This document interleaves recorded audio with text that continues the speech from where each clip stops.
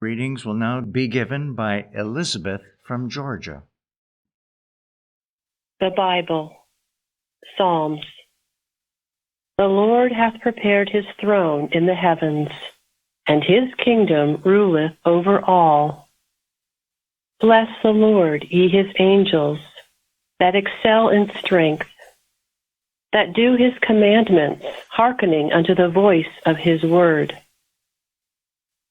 Exodus. Behold, I send an angel before thee, to keep thee in the way, and to bring thee into the place which I have prepared. Beware of him, and obey his voice. Provoke him not, for he will not pardon your transgressions, for my name is in him. But if thou shalt indeed obey his voice, and do all that I speak, then I will be an enemy unto thine enemies, and an adversary unto thine adversaries. 1 Kings. And Ahab told Jezebel all that Elijah had done, and withal how he had slain all the prophets with the sword.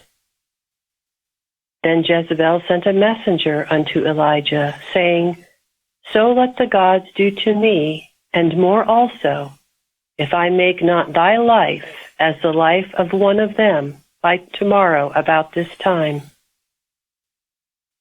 And when he saw that, he arose and went for his life, and came to Beersheba, which belongeth to Judah, and left his servant there. But he himself went a day's journey into the wilderness, and came and sat down under a juniper tree. And he requested for himself that he might die, and said, It is enough now, O Lord, take away my life, for I am not better than my fathers. And as he lay and slept under a juniper tree, behold, then an angel touched him, and said unto him, Arise and eat. And he looked, and behold, there was a cake baken on the coals, and a cruse of water at his head. And he did eat and drink, and laid him down again. And the angel of the Lord came again the second time, and touched him, and said, Arise and eat, because the journey is too great for thee. And he arose and did eat and drink, and went in the strength of that meat 40 days and 40 nights, unto Horeb, the mount of God. And he came thither into a cave, and lodged there. And behold, the word of the Lord came to him. And he said unto him, What doest thou here, Elijah?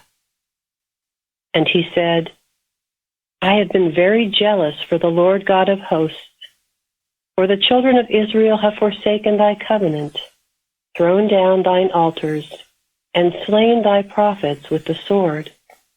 And I, even I only, am left, and they seek my life to take it away. And he said, Go forth and stand upon the mount before the Lord.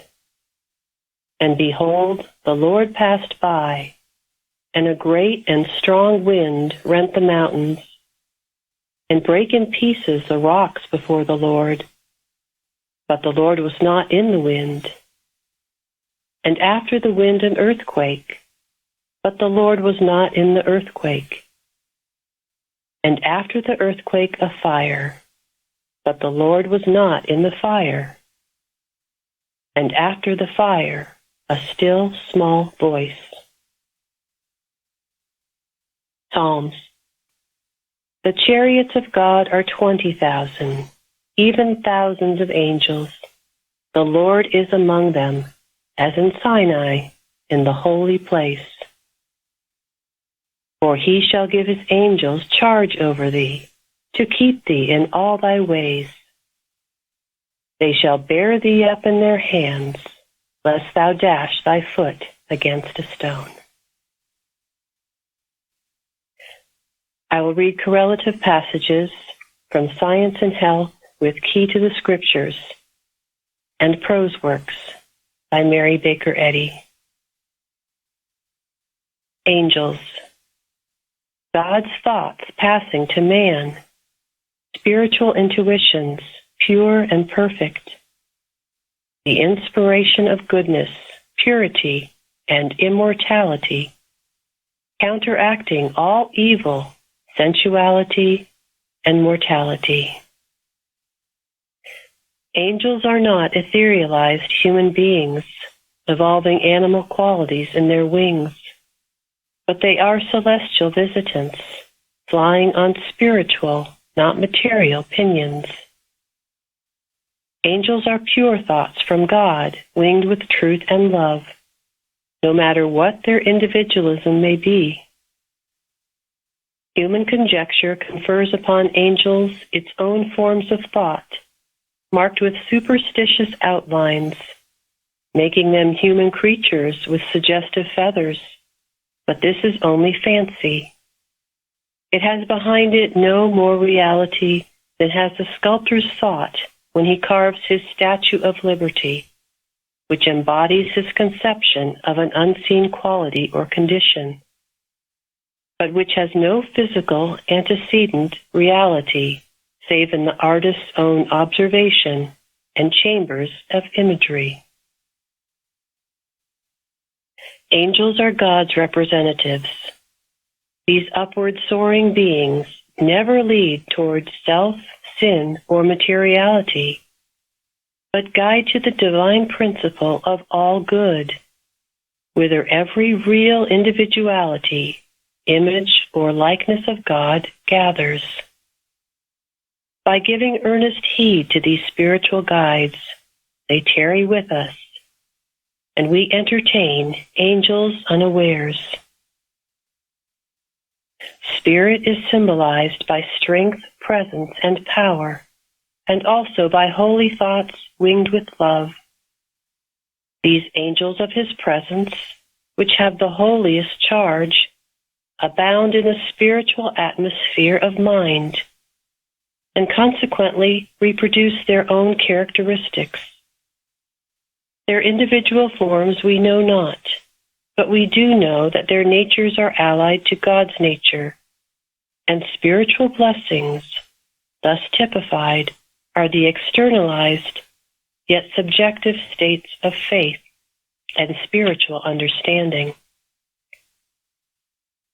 The Old Testament assigns to the angels, God's divine messages, different offices. Michael's characteristic is spiritual strength. He leads the hosts of heaven against the power of sin, Satan, and fights the holy wars. Gabriel has the more quiet task of imparting a sense of the ever-presence of ministering love. These angels deliver us from the depths. Truth and love come nearer in the hour of woe, when strong faith or spiritual strength wrestles and prevails through the understanding of God. The Gabriel of his presence has no contest. To infinite, ever-present love, all is love, and there is no error, no sin, sickness, nor death. When angels visit us, we know their presence by the love they create in our hearts. Oh, may you feel this touch. It is not the clasping of hands, nor a loved person present. It is more than this. It is a spiritual idea that lights your path. The psalmist saith, "He shall give his angels charge over thee." God gives you his spiritual ideas, and in turn, they give you daily supplies. Never ask for tomorrow. It is enough that divine love is an ever-present help, and if you wait, never doubting, you will have all you need every moment. The footsteps of thought, as they pass from the sensual side of existence to the reality and soul of all things, are slow, portending a long night to the traveler. But the guardians of the gloom are the angels of his presence, that impart grandeur to the intellectual wrestling and collisions with old-time faiths, as we drift into more spiritual latitudes. The beatings of our heart can be heard, but the ceaseless throbbings and throes of thought are unheard, as it changes from material to spiritual standpoints.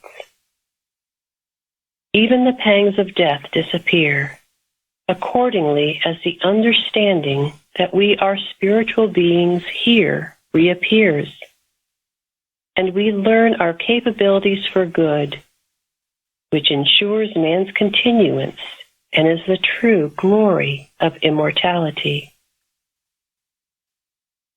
The effects of Christian Science are not so much seen as felt.